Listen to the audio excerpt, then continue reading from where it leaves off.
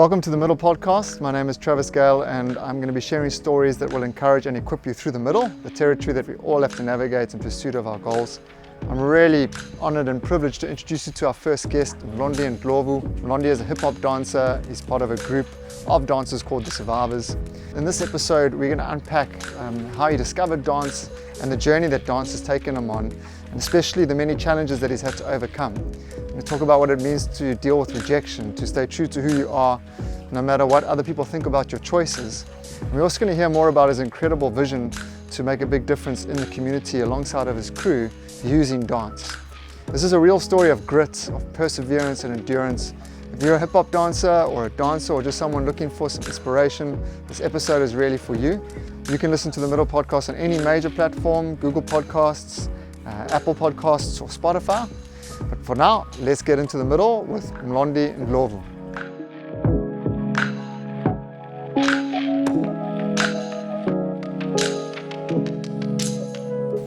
Mlondi, thanks for joining us this morning, man. I really appreciate it and really looking forward to digging into your story today. Thank you for having me, man. Thank you. As much as this is going to be about the middle and just the heart of your journey, I think it's good to start at the beginning. So maybe you can just tell us a little bit about the early stages of your life, where you were born and what context you were born into. I was born at Ndwedwe. There's a place called Amatata. That's where I was born. But actually I left there like really early, like I was 2 years old if I'm not mistaken. And then we moved to Inanda because of some wars that were happening that side. So my family moved to Inanda. So that's where I grew up. Inanda is a very like nice and chill place at the time. It was like a rural area in a way that is being developed. So it was very nice, and we get to actually go to the rivers and swim, play around with other kids and all of that. So that's actually the environment we grew up in. And tell me about your family. I mean, how big was it? Did you have siblings? Actually, my family wasn't that big in a way when we moved to Inanda, because some of the family members left. We left them behind at Matata. So me, my grandmother, and one of my cousins moved to Inanda, and my aunts. So there were actually 4 people in our house. So you grew up with your grandmother and your aunt and But my mom was actually working, so she wasn't really around most of the time because she has to support the family. So yeah, we just grew up with our grandmother. Okay, spent a lot of time on your own outside playing.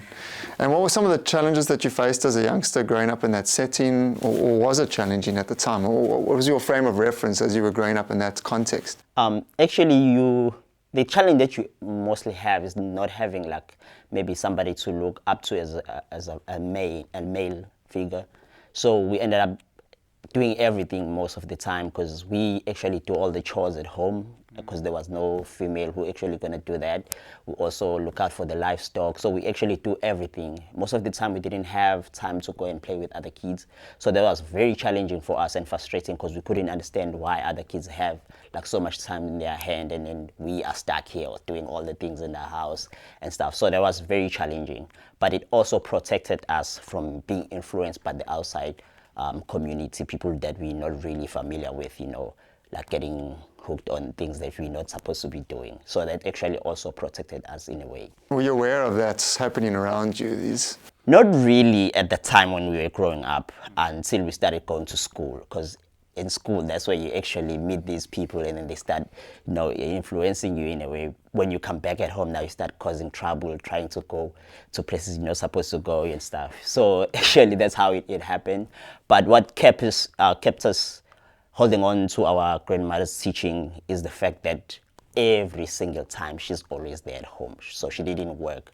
So she was there to guide us in every step of the way. So that helped us a lot. It seems to be such a common story, that the grandmother's role in a young person's life. I mean, just a bit about her. It sounds like they're full of wisdom and they teach so many good lessons. Yeah, that's very true. Because most of the things that we learned from her. In fact, even our uncles and our aunts, they always speak of her like she was the actual person who actually, even our grandfather wasn't that smart or willing to teach and engage with us in a way. So she was the only one who actually sat down with us and tell us what's right and what's wrong and all of that. So she was really, really wise.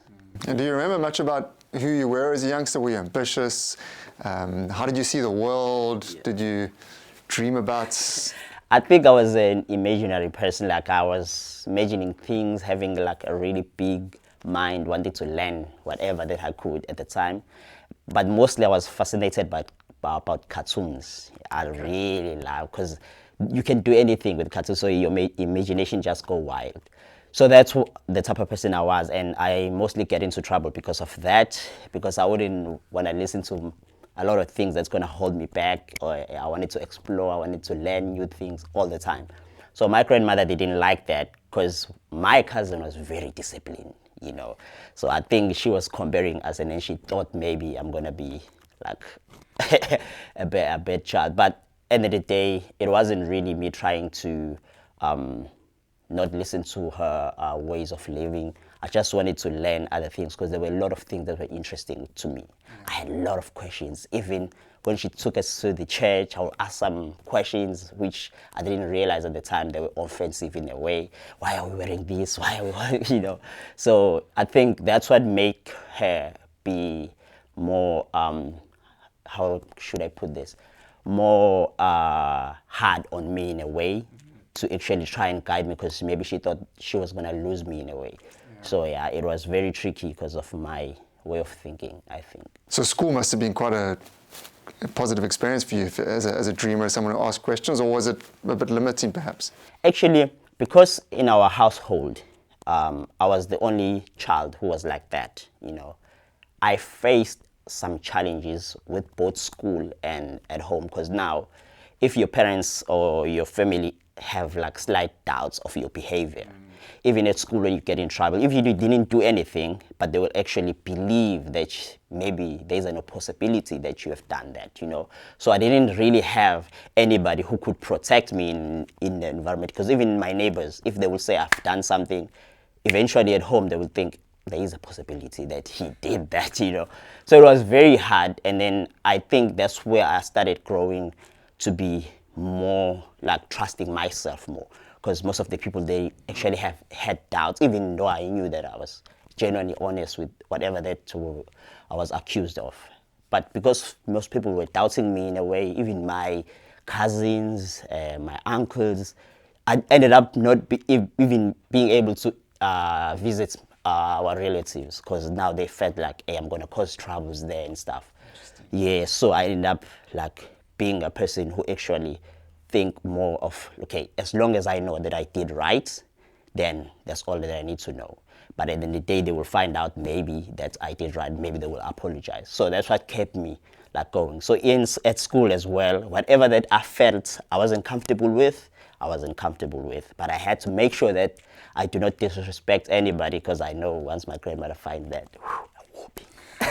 Bad one. And I find that so interesting, because it's quite a common story where somebody's almost told that they don't fit the mold. Yeah. You've got this cousin who's disciplined and is doing all the right things, Yeah. and then you're challenging the status quo and you're asking questions, and it's deemed to be outside of that, you know. But in that, you had to almost trust who you were, and also find out who you were as well, because you're young. I mean, how old are you at this time, navigating all of this?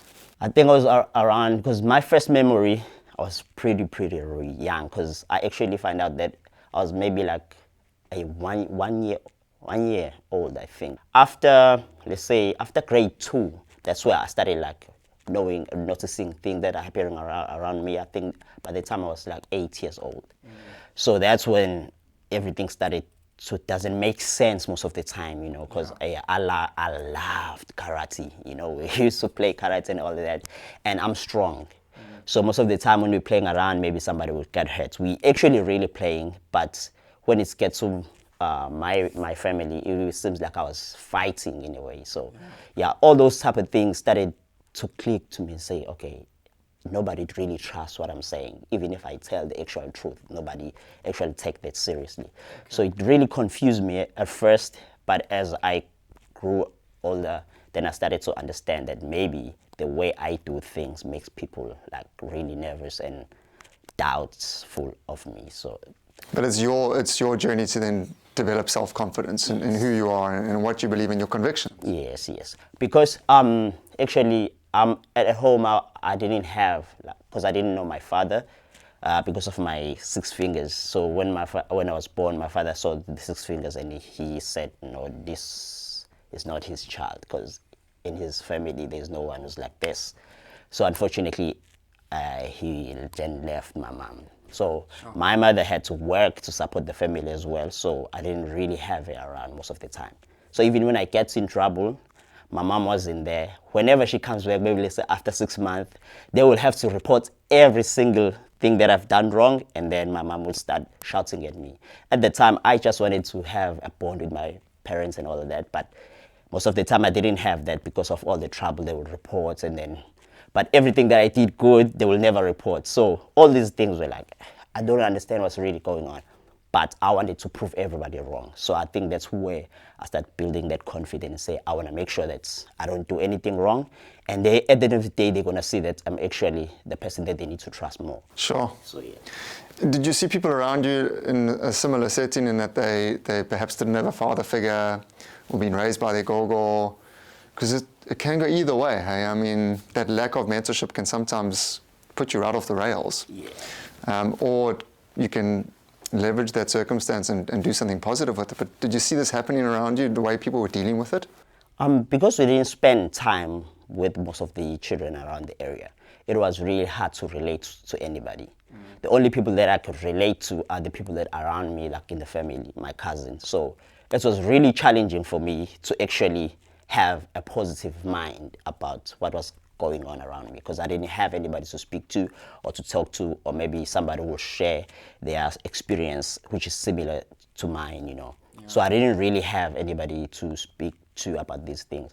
So there was a time where I ended up playing by myself. Every time I would go to maybe a forest, I would take some moods and make some small people and play around with that, so that I won't cause much trouble for my family. At the same time, I will actually have to enjoy myself, because I have like this crazy imagination.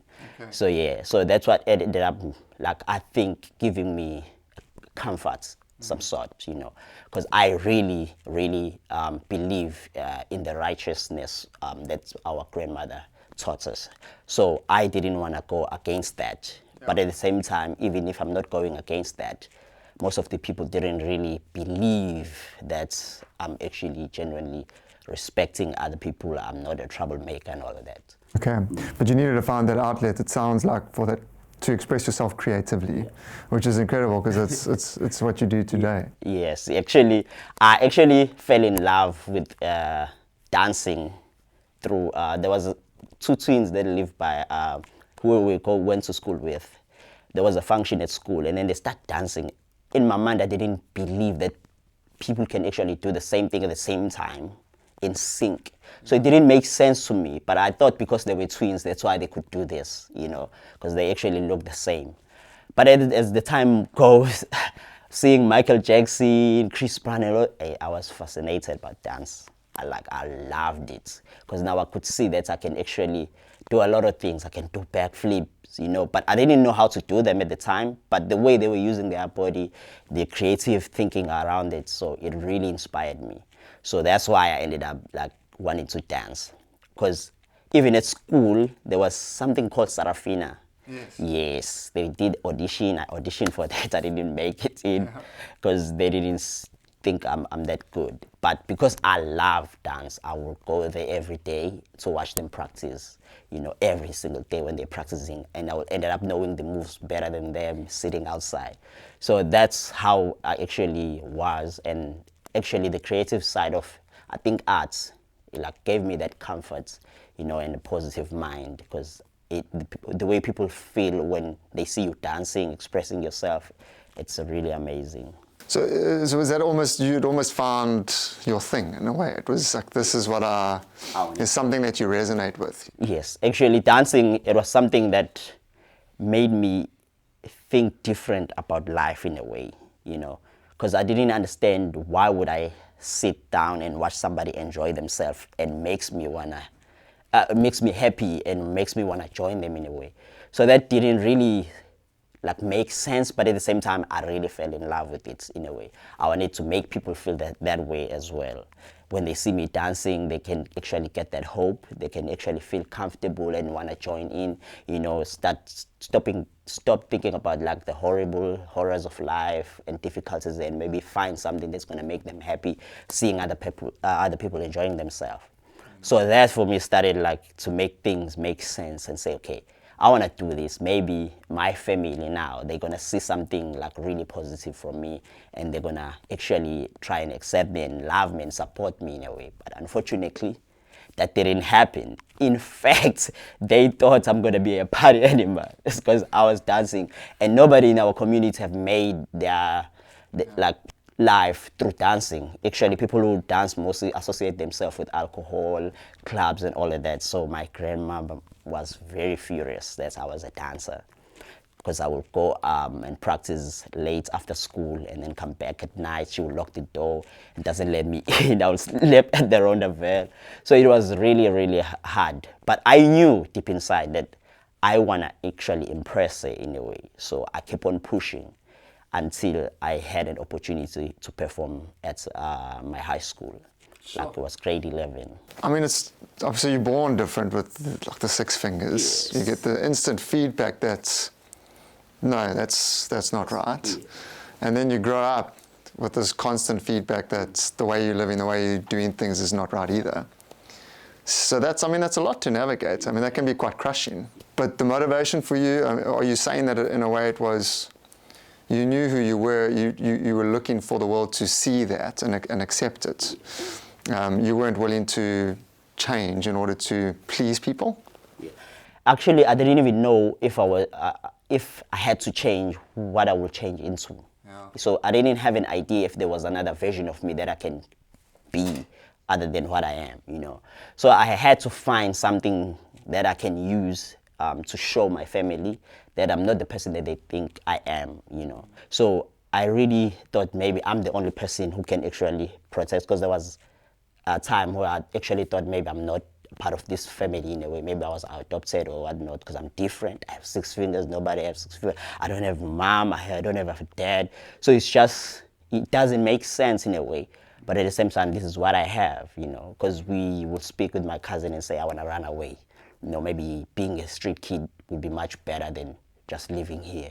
But at the same time, the way our grandmother taught us how to be righteousness and be good to other people. So that what kept me going, but at the same time, it wasn't easy. Just that idea of being authentic to who I am. Yeah. I think that journey is a difficult one, and people might find themselves in a setting where they know that they've compromised. They're just doing something because they were told to do it, or somebody else's logic overrode their own passion. Yeah. So it's incredible to get a window into your world, know how much pressure was on you to be someone else, but for you, you were staying the course. Yes. And it's amazing how dance became that catalyst. Seeing those twins dance, and then so you're watching this dance, and you know that it's your thing, but you had that rejection again with regard to not getting into Serafina. Yeah. When did you start to actually begin to dance and I suppose perform a bit? Yeah. Okay, there was a friend of mine who lived close to our house. His name was Fisani. This guy was a very good dancer, but he was chubby, So it was a bit funny watching him dance. But so because nobody could actually teach me how to dance, so I went to him, just told him how much I love dancing. I don't know who can teach me. And then I asked him to teach me what he knows. And he was like, no, it's cool. I will definitely do that. And then every time I'll go to his house and he would start teaching me. And I was a very fast learner, because I was really, really, really giving it all my best into learning the move that he was teaching me. So that's how I actually started learning how to dance. Luckily, he had a group that he knew. He asked them to actually take me in and perform with them. Unfortunately, I never got that opportunity to perform with them at all until in grade 11. So that what actually made me feel like, okay, now I have a shot in actually learning how to dance and be in a group in a way and learn all these dance forms and sequences and all of that. So that's where I actually started learning. So this is grade 11 where you've been learning through high school, but grade 11 is your first opportunity to perform. Yes, but I actually started learning in grade 8. Okay. Yeah. So he started teaching me at grade 8. Apart from me learning from the music videos and all of that, because music videos are mostly hip hop. So that's where I actually learned hip hop, but he taught me local dance like Batsula and Puja and all of that. So that was the type of dance was popular in our community at the time. Now you're coming up at the end of high school as well. So where's your life going? I mean, what are you thinking now? You're in grade 11. Yeah. It's grade 12. So in grade 8, so my mindset was I want to make sure that I don't fail any class, because one thing that my cousin did was failing a lot at school. So in order to prove myself, I had to study and make sure that I pass. If I pass, maybe my family will start now seeing that actually I have something positive going on for me. And at the same time, but I love dance. So it was hard for me to juggle both, because at the same time I had to come back late at home, which my grandmother didn't want. And at the same time, I had to keep up my marks going higher at school so that she will actually have that belief in me. So with dancing, regard dancing, at the time, we were looking for places to perform all the time. We would go to Bridge City from Inanda, walking to Bridge City if there's an event going on there, and maybe we won't even get a chance to perform, just watch other dancers performing, and then go back home, walking, hiking, and all of that. So it was fun. Like all that experience, it was fun, because now the same people that I was with at the time, they had the same passion. They love dance. So now we speak the same language. Everywhere we go, we watch same videos. We'll get inspired by same things. So I actually found like some sort of a family on the side through dancing. So that's where people who actually knew me for who I am, they actually believed in me. Whenever I choreograph something, they would like it. Now I start feeling positive about myself. So okay, there's something that I can do which can make people actually appreciate. And were they going through a similar thing? I mean, we talk about your tribe, the people that you connect with that believe in you. Were they going through a similar thing in that dance was almost a rejected form of expression, and it was taboo, and it was different to what you should be doing? Yeah, it was different to everybody in our crew, but we had like common background. Like the guy that was talking about, Fisani, at his house, nobody was working. His father was a bricklayer, so he had it hard because they were blessed. His father was blessed with twins, so Fisani was a twin, and their younger brother and sister are also twins. So there's 4 of them at home. So it was very hard for them as well. But his mother was very loving, and she actually supported the talent shows. She was the one who always like really supports us and tell us this actually is a good thing that we come together. We don't go and play like in shipins and all of that. We just here and doing something positive. And one of the 2 guys that we were dancing with, which was Sanele and P, we call him P-Man, Siabong. So we all didn't know how to dance. We were taught by Fisani. So Sanele had it even worse than me, because he actually lived with his grandmother as well. We met at grade 8. He saw me doing a backflip, and then he wanted me to teach him the backflip. So that's how we got connected. And then I started teaching him backflip at school. Every break time, we go outside in the soccer field, and then I teach him how to do a backflip. He actually did it the first time I taught him. It was because he was really into the tricks and all of that, So I thought maybe he had the same mindset that I had. Yeah. So we became friends from then. So you started to pull together this crew, hey? Yes, and then everything just connected. But as we grew up, I started loving hip hop more because of the environment that it has. Like it have music, you see people doing hip hop in music videos.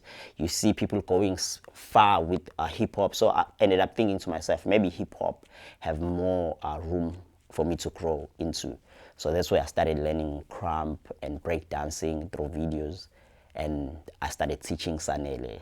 But the other guys were afraid to try these stunts because they thought maybe they would break their bones or something. So that's how we actually grew to become a family in a way and have similar experience and backgrounds. I think that what made us really ended up dreaming the same dream, wanting the same thing, wanting to prove ourselves in, especially in our household and in the community as well. And at what point did you realize that dance could be, whilst it was definitely a way to express yourselves and you're having a lot of fun and connecting, at what point did you realize dance could also provide you with a way to turn what you wanted to do with your life into reality? Yeah, I think it was after school because I moved from Inanda when my grandmother passed away when I was in grade 11. So my uncle had to take over the household. When he came in with his wife, and we started having a lot of trouble. So unfortunately, right after my matric, my mom passed away because I had to move to stay with my mom at Ntuzuma. She passed away because of cancer. So after that, I was left by myself in that house that my mom built in Ntuzuma, and I didn't have any income. And there was a group at Ntuzuma that was dancing and was very well known. So I would go to them time to time, ask them to join, and they were not taking anybody, but I asked them to train me regardless. So they agreed to train me, and then I went there, and then that's where I started realizing, because they were making money, you know, going places in Johannesburg, competing. I was like, through dance, you can do that. They said, yeah, like serious, yeah. And they showed me their profile. I was amazed, like the people they've met, the places they've went. So now I started having hope because I know I can dance. Knowing that there's actually more I can do through dance, it was just something that brought hope to me because I was living by myself. I would go a week without food in the house, asking to rents from people to buy some fed cooks and all of that. So it was really, really life-changing for me to know that I can use dance to actually change my life. Unfortunately, at the time, I had to go back to live with my uncle. As I was living there, I could see that my life is not even going forward because it was harsh, really harsh. So I ended up asking to leave and go back to my mom's place, and my uncle told me that he won't support me even if I go there. I will have to see what I do in my life and try and come up with something. I left because I was better to live by myself and face the hunger than to face people who you expect to like elevate you, to actually put you down in that way, you know. So I rather stay by myself and keep on believing in myself that I can ended up making it at the end of the day. So what happened next? I mean, so now you've moved home. You're not making any money. Yeah. So now I've moved back to my mom's place, and then I really gave it all with the guys who were training me, and then they started taking me in to perform with them. So I started like gaining some small cash, buying food and buying some clothes and all of that. But I could see that it's not really taking me where I want to go, because I wanted to actually go to university. Unfortunately, I didn't have anybody to support me, and I didn't know how to register and all of that, you know. So I needed to actually have money, because in my mind, you have to have money to go and study, you know. And then I have to work at the same time, so it's going to be really tricky. So I started saying, you know what I will do, I will ask Sanele Blaze to join in with me and form a group. We will see where it takes us. But our aim is to actually get to varsity and actually support our family and actually make our life better than what it is. Sure. So this group gets together with those goals. Yes. Get ourselves to varsity, provide for our families. Because Sanele didn't pass his matric. His idea was that he wanted to actually prove himself to his family that he can actually have something positive, and he actually can redo his matric and actually go further. It sounds like there's a lot of it's like and it's a long journey you're talking about. It is. This constant need to show people that you can do it. Yeah. And to show them that what you believe is actually true. I mean, it was another point where you thought, you know what, maybe I should actually just. Actually, I think it's because I was absent of opportunities. You know, maybe if I had another opportunity, it will give me hope. I'll take that direction, maybe. But the thing is, there were no opportunities. There was no anybody who's giving me something positive and say, hey, if you do this, it will work out for you, you know. Because the idea in our community is that you have to go to school, study, and work. even when your first grade, if you get to your first grade, they will ask you what you want to be, you know. Already in your mind, you are being told that you have to become something in a way. So as you are, you're not enough. So you have to become something. So in our mind, that's the only thing we think about, is that we need to get an opportunity to become something. But we're never being taught to create an opportunity in our community so that we can actually go somewhere. And what were those some things? It's like doctor, Yeah, lawyer, doctor, engineer. policeman, and all of that. So that's the only thing that you have to choose from. So now, knowing that I don't have access to go to university, now it started becoming a problem for me, because now I understand that I won't become anything, you know. Yeah. So through dancing now, I had to learn other ways of making a living, actually, and having more freedom than a person who actually goes to work every morning, come back later. And it didn't really make sense at first, because the only concept that I have in my mind is that you have to go and work, you know. Yeah. And I didn't understand how celebrity can sing a song and make millions, but I have to work, but I don't actually make millions. So all those things were something that I was questioning, but at the same time, because I didn't have any opportunity, so and then dance was the only thing that I have, and it was the only thing that was bringing hope, so I held on to that. It's so interesting, like you say, you actually weren't taught how to create. Yes. You weren't taught that entrepreneurship, creation is even a thing. It's more about following that course, Yes. becoming something, making money. Yes, it always like that. Like, even if you ask anybody who lives in Nanda, Guamashu, that's what we mostly taught. You know, if you go to school, you have to work and support your family. But the sad thing is about that, you can have a degree, but if once you pass away, nobody's gonna gain anything out of that degree.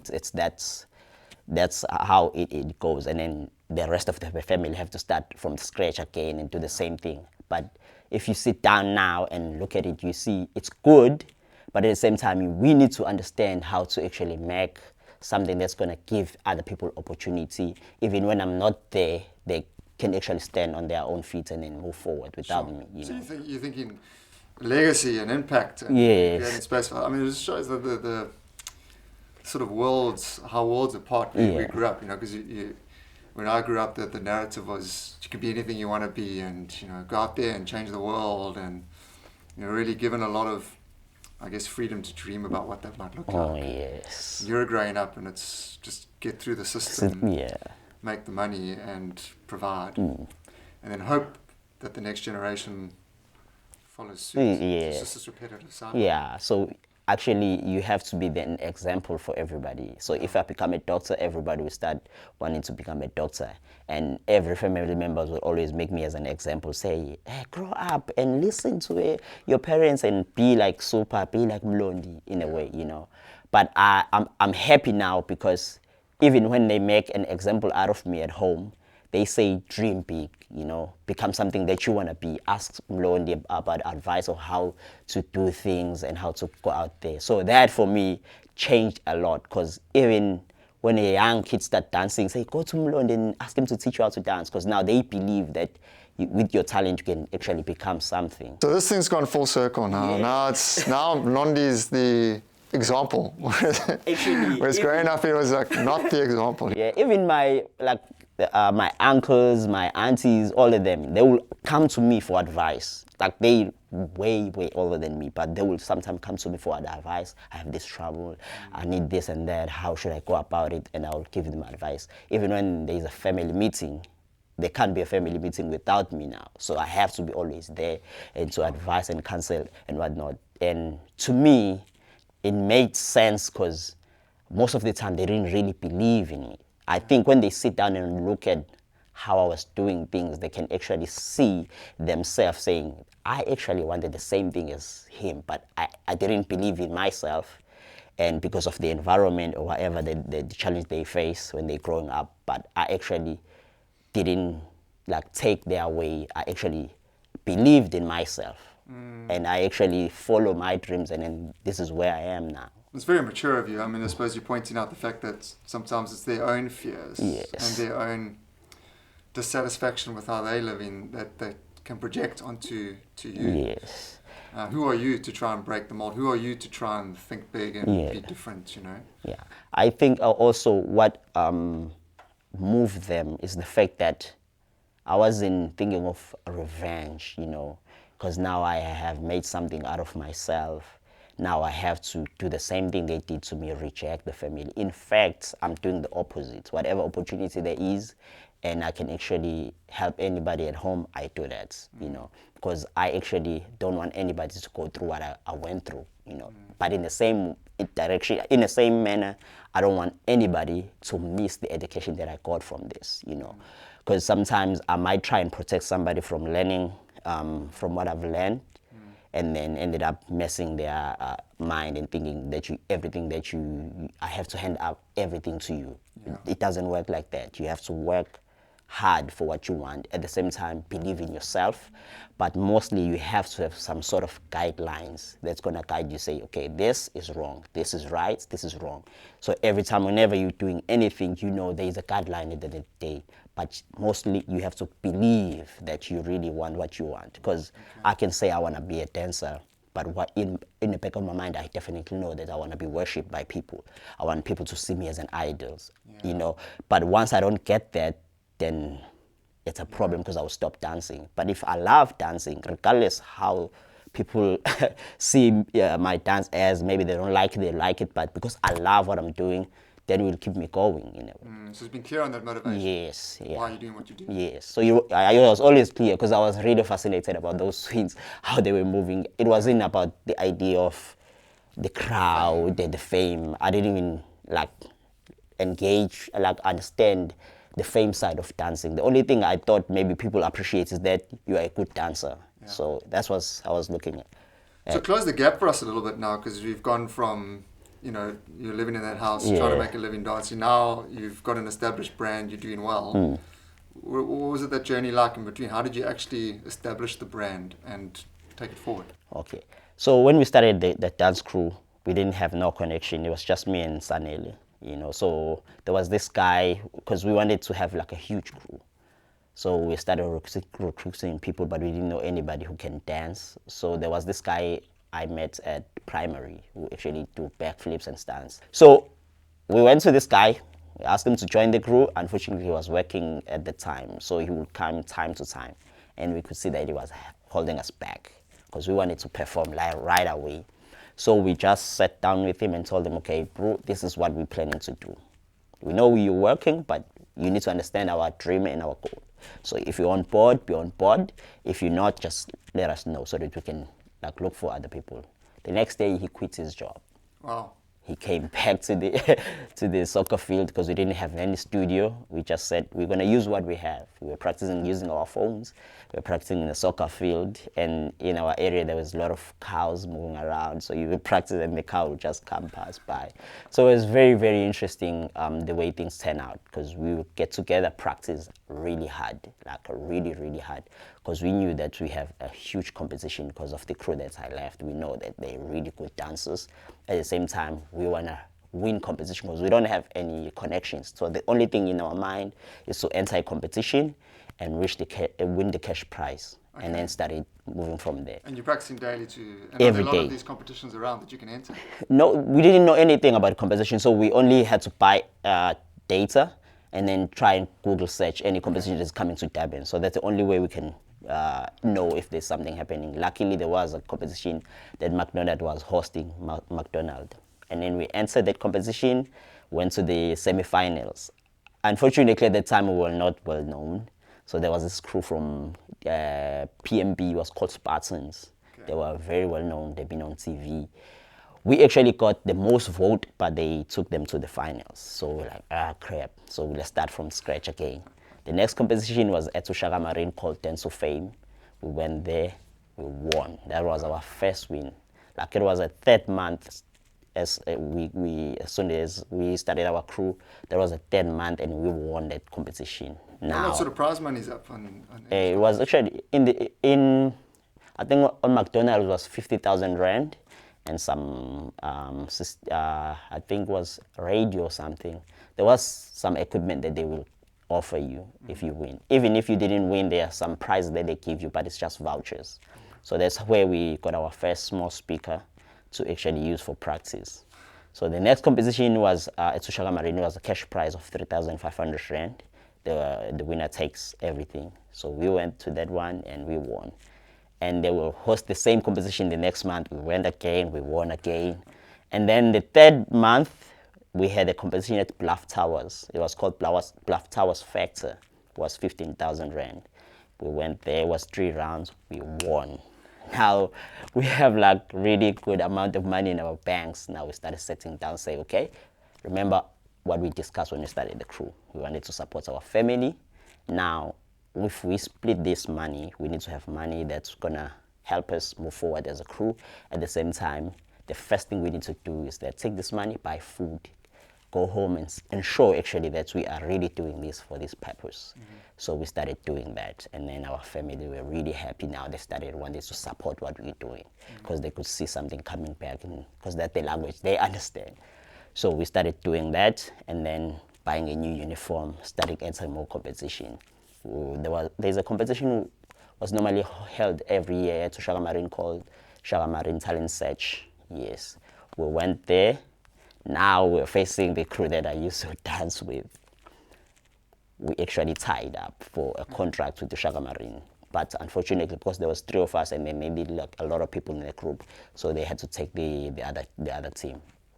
But we didn't give up from there, because that year we entered a competition called Shield Do Dance, which we won. It was like a South African competition. Everybody was allowed to enter online or go and audition. We went and auditioned, and we won a trip to go to America and perform in World of Dance as a guest performers. And this is the first year we started dancing. So everything was moving so fast. It was amazing. And they actually took a celebrity, a lady called Lucia Cooper. She's an actor and also a dancer. She came and helped us out with the performance to go and perform in the World of Dance. It was a huge achievement, because now everybody's eyes was like on us, because nobody in Africa has ever performed in World of Dance. We were going to be the first people to actually set foot in World of Dance from Africa. So that for us it was a huge achievement. And now even our family now started look at this in another eye and saying, wow, you're going to America, yeah. And then the day finally came and we left the country to go actually, yes, to go to America and perform in World of Dance. So now we started being appreciated in our household, in our community, you know. So it started like making things different, and people actually started believing that you can actually do something out of the talent that you have. Sure. I know we first met when you taught my daughter at her school. So you're still giving back. You're still teaching the next generation. Yes. It's a big part of who you are. Yes, it is. Because we actually started a program like that in our community. But unfortunately, there was not much support, because the community hall we were using, it had no electricity, you know. So, and the kids, when they knock off school, they come like after 2 o'clock, and then they go home. You have to start the class from 3, and it starts to get dark at that time, so you can't really use the community hall. So there was a lot of struggle with like holding on to those classes. We'll go to our community leaders to ask for assistance. They will say they will get back to you, but you know that will never happen. So we started thinking, you know what, maybe we are looking at this the different way. We're trying to help in our community. Let's help whoever, you know, anybody who needs help. Let's just offer that, you know. So we shouldn't just look in our community just because we grew up in here. If somebody needs help, they will come to us. They know us. They know where we practice. They will definitely come to us and ask for assistance. And everywhere we go, because there are people from Mlazi, there are people from Wamashu, from Ntuzuma, who actually come and train with us at Inanda, you know. So they have to travel to come and train with us, you know. So we actually offered help to anybody. As much as our name grew so big and people were scared to approach us and ask to join, but we'll never say no to anybody who World want to of join. Dance was almost the springboard of that. Yeah, exactly. Yes. So now people were really scared in actually asking to join the Survivors crew. But whenever somebody asks and you say yes, and other people were like, hey boo, how did you get into the crew? Like, I just ask them to join and that's it. Because we actually give everybody an opportunity, you know. But the one thing that we know is that when you get to the Survivors dance crew, you're gonna find some challenges, because we train really hard. And what does it look like, your training? It's crazy. At first, we ran around the soccer field. You run? Yes, you have to run to build your stamina, do some push-ups. Push-ups? Because we think of dancing as a sport. Yeah. So an athlete has to be fit. Yeah. So in order to pull all the stunts we do, you have to be really fit. So we'll train like maybe for 2 hours straight with no break, like really train hard. I'm the one who trains them because I think I'm the one who can endure more. So I train them, stretch, after that maybe an hour of stretch, and then after that it's technique. It's crazy, it's really hard. And then after that it's just basic training of dance moves, how to move around when you're dancing, the levels and all of that. And then after that we create a routine. Okay. So all the routine that we create are based on levels of people that have joined. Maybe we start in the beginners level and then like that, because we want everybody to actually not give up, because if I just teach you like a professional level routine and it's very hard for you to catch, you end up thinking you're not able to dance in a way. So I have to start from the scratch and make sure that you feel comfortable. Now you can do the basic, and then from there I build you up. You're teaching people to believe in themselves, to find that confidence. Yes. And you must see a lot of youngsters coming to you with that lack of confidence. Yeah, a lot. But most of the time, actually. Yeah. Because there was this guy who recently joined us, Professor. He actually didn't finish school. He ended up at grade 10. And where he lived, it's actually a hardest community you can actually grow up into, because there's a lot of crime everywhere you go there. So he grew up around all that environment, and then there's a group called Ama Champions, which they do Mpanzola mostly. So he joined them because he loved dancing, but he didn't see himself going forward with them, so he asked to join Survivors. When he came in, there was a lot to teach him, not about dancing, about life itself, because in his mind it was totally different from what we actually experience and how we have actually grown up and realized what life is to us. For him, it was just freestyle. Whatever comes, whatever goes, goes. So that's how it was. So we had to like really sit down with him, really sit down with him, talk to him like personally, not apart from dancing. So that on its own made me realize that there is a lot actually that we have learned, even though we don't realize it. Because now if we speak to somebody and it impacts them in that way and they change, because he used to smoke, he doesn't smoke anymore. He used to drink, he doesn't drink anymore. It's been like a third year now. So for me, I started looking at this in a really different way, because even his mother will call me if there's trouble, say, he's doing this now, can I speak to him? Type of thing. So that's on its own was really touching, because now I actually changed somebody's life, literally, Yeah, I mean, that's what's really blowing my mind, is that someone who wasn't mentored is now the mentor. Yeah. And what would you say your key messages, like when you see these youngsters? What is the thing that you've learned? If you had to almost like wrap it up, I know it's probably quite hard. Yeah, I think the most important thing is finding the truth, and that will guide you, about what really life is. Because I think we get caught up in the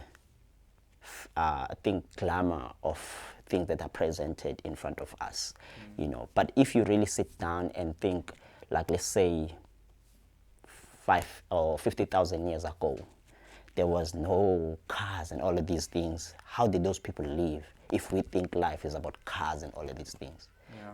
So we have to really find what is life and what's the purpose of life. Once we have that idea that, life is meant to be this, you will be able to pinpoint distractions. I mean, things that's gonna like influence in a bad way and will take you off course of what life is. In that way, you have some sort of guidance in your life, because that's what's really missing in everybody. That's why we end up doing whatever we believe is right, Because if I think this is right and you don't think, then we have a whole mess in the world. So if we can actually find and say, okay, what can actually guide me, and say, okay, these are the set rules to my life, and I will never go across that border that I've created, then it will guide you to go far. Because in everybody's life, they struggle. Regardless if you are rich, poor, where you live, there is always struggle. There are people committing suicide and they find that they are rich. There are people committing suicide and they're still poor, but you don't really get why they're doing this. If you're not rich, you're thinking if you're rich, you have everything. And still rich people, they think if I'm rich, I still have more problems. There are things that I can't control, and then maybe they end up killing themselves. We don't know what's really happening. So I think if you find that guideline and say this is what the purpose of life is, then you have more focus on what you want to do with your life other than trying to be influenced by things that doesn't really matter about life. I think that's the most important thing. I think a lot of what you've taught me in this is believing in who you are. Yeah.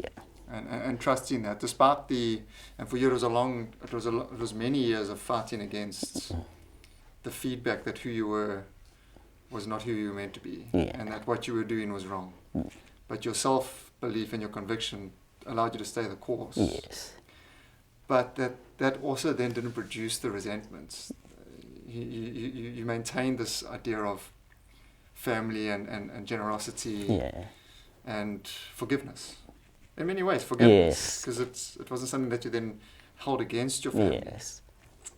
But then within that, just that idea of, why am I doing this? Because you're right, it's we can get so locked up in these reasons why we want to do what we want to do, the fame and everything else. And we get distracted by the wrong thing. Your expression is very much around how it makes you feel, but it's also about the access that it gives you to people. Yes. And your ability to influence them. Yeah. It's really incredible. Mlondi, I'm completely inspired by what you've done. Thank you very much, man. I'm really humbled. So where to here for Survivors? You've got Survivors, the dance crew. What can we expect in the future? So our plan actually is actually build a studio, which right now we're doing a proposal because we want to use shipping containers to build a studio, which is going to be much cheaper. So we have design and everything set up. We're just trying to do a proposal because we don't know how to go about that one. So our aim... Where will the studio be? We want to build it at Inanda, but what we want to do is actually build the studio in each community around here in Durban, maybe say Inanda, Ntuzuma, Mayville, wherever we can get a location to build a studio, because we don't want it to be like Survivors dance crew. We want it to be Survivors Kingdom. So it's like a kingdom in a way where people who actually have talent and want to learn dance and actually have something positive going on with in their life, and they have an access, because we had to go to and use a soccer field, and most of people think that they have to have a certain place that they go to. We didn't think that. We thought we were the dancers. We just need a place to practice. So we want to create that environment, and we want to expand, because now we're looking into actually doing music videos with artists, giving kids those platforms, because we know a lot of artists, even if we're doing it for free at first, but we want them to actually have hope, seeing them on TV, themselves on TV, that we actually bring hope and see that they can actually go somewhere with what they're doing. So that's what we're looking at doing right now, because we actually started last year. We are practicing it in my yard. So yeah, there's I think 16 people that we've recruited already. So we're looking at doing that. Hopefully it's gonna work pretty well. So it's the establishment of these centers, creating opportunities for people to learn, but then also using your brand to create opportunities for people to actually perform. Yes, because at the end of the day, if you keep on practicing and rehearsing and then don't have a platform to actually perform at, you're going to end up giving up eventually. So we want to try and create both. Even if we have this center, we can even ask the community to come and watch our show in a way. So whatever that we're going to be able to do using that center to help building this positive vibe and trying to help the young ones to actually have a positive mindset with their talent. We're trying to create that environment, But the most important thing is that we find a way that the families and the parents engage into this, so that they can have a better view and understanding of another world that we're trying to present to our community. Because they have this mindset that you have to become something, you have to study and become something. So we want to create this environment where, as you said, that you grew up, people saying, no, you can do whatever you want, go and change the world. So we want to bring that into our community as well. Yeah. But we have to first start with the younger generations and then introduce them to this idea, and also invite their families as well and try and educate them about this idea, so they can actually start seeing things differently, you know. Yeah. And I suppose just to move this towards a close, just there's so much on that around other people, but for you, as a dancer, what is your aspiration, just in terms of your own? So for me, right now, I just wanna have a company that runs entertainment, like an entertainment company. Because I started that last year working with the Shaka Marine, like being a choreographer, you know, auditioning people, choreographing for music videos, teaching. But mainly what I would like to do is actually, like as I said, I want to have my own theater, you know, type of thing. Oh. Yeah, so which I can run and actually... Still dreaming, eh? Yeah, I'm still dreaming, because our actually main goal with Sanele is that we wanted to have something like sort of a university or some sort where it teaches talent, and then you can actually have a certificate for your talent, and you can go anywhere to actually apply for a job. You can go to film industry to actually apply for a job from learning in your community in this center. Like KCAB, there's a place called KCAB at Kwamashu. It also does the same thing. So we would like to have something like that, but I can see that it will take a lot. I think it's something that I shouldn't say it's my dream. It's something that I have to get people who are actually see the same vision and then collaborate with them so that you can come up with something like that. I think that's such a pertinent point. Is most of what we want to achieve, we can't achieve on our own. Yes. We need the people around us. Yeah, yes, yes. So I think just parting shot here, Mlondi, if someone's listening to this and they...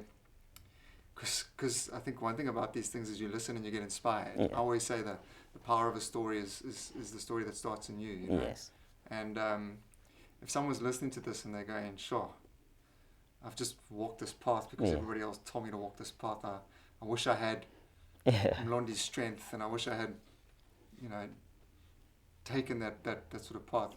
What is your message to them to really just encourage them to perhaps start something new, to cross that line, to move beyond fear, to get out the comfort zone? Yeah. So what I will say is that trust in yourself. You know, what you want to do, really trust in that. And also work hard towards it. Because at the end of the day, once an opportunity presents itself and you're not ready, it becomes a really big problem for you. Because you can dream, but if you're not preparing yourself to actually, when that opportunity comes and then you're ready for it, it will slip away.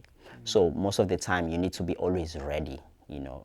If you look at the military, they're always training, even there is no war, so that whenever the war comes, you know you're prepared to fight. Same thing with a person that is looking to do something that they like to do. You have to be always prepared like a soldier, because fights will come, and if you're not ready, it will really defeat you. So you need to conquer your fears, you need to conquer your peers, you need to make sure that you are really sharp and ready. And once that opportunity comes, you grab it by your hands and you don't let go. So that's the message I will give. Well, I'm really glad that you weren't defeated. Yeah, thank you very much. Yeah, and I'm inspired to, as you say, to work hard and to chase after what I know is what's right, you know, and the path that I know that I'm meant to walk. So thank you for staying the course, eh? Oh, thank you very much. I'm super excited to see where this goes. Me too, eh? Following your story. I think we need to bring you back periodically and find out more. But I want to get as many people connected to you to share in what you're doing. So thank you very much. It's going to be amazing. Because that helps a lot. Because the one thing that I've noticed is that people that you're not expecting help from, they are the actually one that they actually mostly help you. So don't be scared to ask for help if you feel like drowning. Well done, eh? Thank you very much. Thanks for being here today. Oh yeah, oh yeah. Cool.